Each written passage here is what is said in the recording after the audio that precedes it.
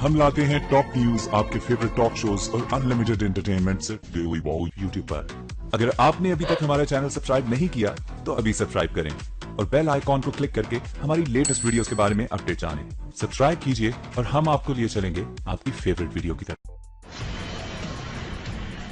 गर्मी सर्दी बहार नहीं, पंजाब में उतरा नोटों का मौसम।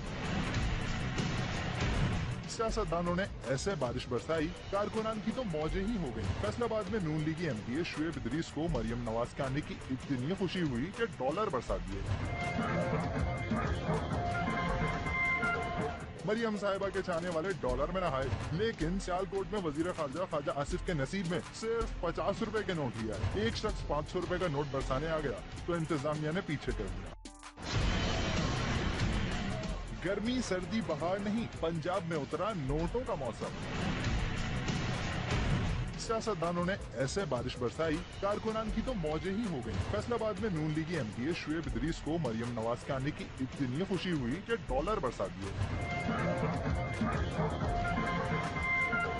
मरियम साहिबा के चाहने वाले डॉलर में नहाए, लेकिन सियालकोट में वजीर खारजा ख्वाजा आसिफ के नसीब में सिर्फ 50 रुपए के नोट लिया है। एक शख्स 500 रुपए का नोट बरसाने आ गया तो इंतजामिया ने पीछे कर दिया।